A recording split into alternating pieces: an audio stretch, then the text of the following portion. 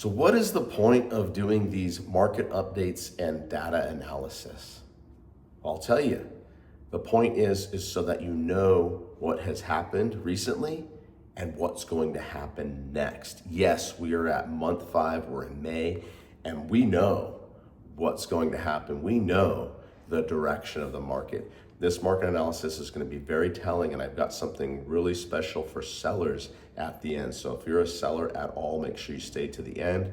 Of course, as I always say, what good knowledge is for sellers to know, buyers to know also. So you're going to want to hear this too, because that can really help for buyers' purchases. But we're going to get into the data right now, and you guys are going to be blown away. Let's go. So we've got super telling data. What's the big difference between 2025 and 2026? So here it is. 2025 was the game changer. That's the one where the red flags of 23 and 24 had finally come to light, and sellers had to start dropping their prices. Now that doesn't mean that we're in a full-fledged crash, but what we're actually in is we're in a stabilizing market, and I've got the evidence to prove it. Right here, we have a county data report, and we've got 1,400 active properties for sale, and there's 736 that are under contract. You know how many have closed in the county of Ventura? 1,900 properties have sold in the county of Ventura. We're not even through month 5 yet. That's, I don't want to say bustling market where it's pushing prices up, but it's a consistent market. It is a stable market. Interest rates were anticipated to come down. That didn't happen because of our war that we're having in Iran, all sorts of issues going on there.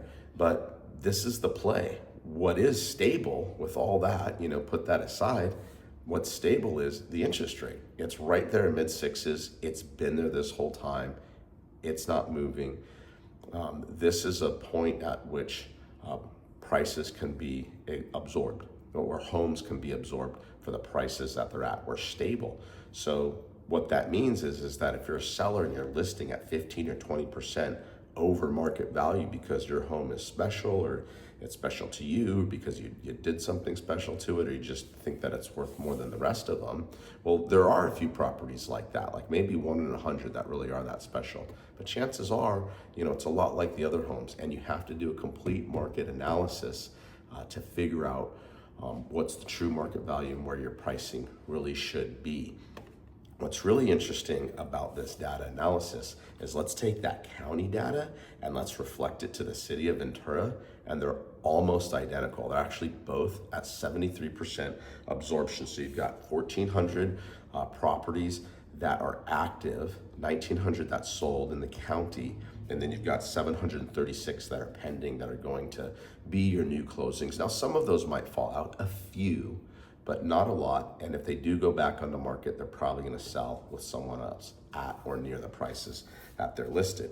We go to the city of Ventura, we've got 169, 170 properties. It's been floating there, let's see, May, March, April. It's been about that. What I thought was going to happen this year, this is what makes it so powerful, is we hit 200 and 210 this time last year. We actually had more inventory last year, but what's happening is we're having a better absorption this year because instead of sellers pricing high to begin with, they're coming down at market value or just a hair underneath. The ones that come just a little bit underneath and say, oh my gosh, I can't believe they're selling this property. There was one in Ojai for $850. It's like, well, it's a $950 house. It got bid up to $975. So if someone, if a listing agent and or the sellers decide, hey, we want to move this quickly, we're going to price it below, it's a strategy that works in both down markets and up markets. You don't need to do it all the time. However, if you're priced above your market value, and let's say they have a $950 property and they priced it at $1 million, that's the kind that's going to truck down. So then you end up dropping it to $975. Place where it got bid up to, but you did the other strategy. So then you end up dropping it to $950. You don't quite get that. You're past the 60 or 90 day mark, especially at the 100 days. You're only getting the people that want a low ball. So for sellers, we talked about, we're going to get into it for sellers, what not to do. This was an obvious one, what I just stated. But the number one thing I'm finding with sellers the biggest mistake that they're making, it's going in halfway. It's the attitude of, oh, I don't need to sell. It's the attitude of, I don't want to say why I want to sell. I don't want to, go with the agent. I want to interview a bunch of agents, do the easiest thing, come in with not prepping the home for photos. You guys, you got to get real. You got to get honest, especially if you're selling for salvation, and there's parties that have done this. I did a few of those last year. You don't want to present that. But if you really are, feeling the strain of finances and financials, the market's doing good. We just established that. Market's doing good. It's stable. But if you come in and you haven't prepped your home and you don't want to, do the HD photos, and you think that the digital assets, everybody's on their phone looking at the properties on their computer or their phone, that digital assets matter. You have to shoot wide, you have to shoot vertical, you have to shoot for both. So it's not just paying for HD photography. Here at Sotheby's, we're doing it all. We're doing, maybe 4 different mediums, 4 different markets, and different apps, and it's going to present differently. And we want to hit a 10 out of 10 on all of those. We want the home prepped 10 out of 10.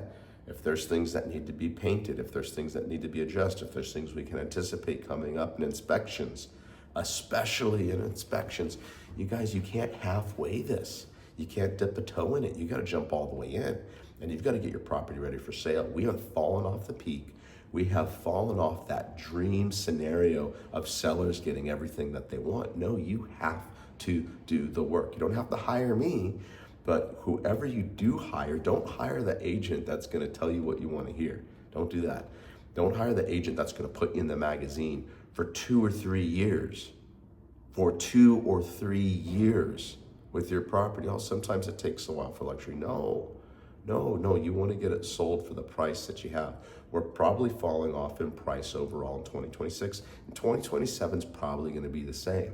And here's my prediction. This is my opinion, and it can change, but I really, really think I'm going to be right because the evidence keeps presenting itself.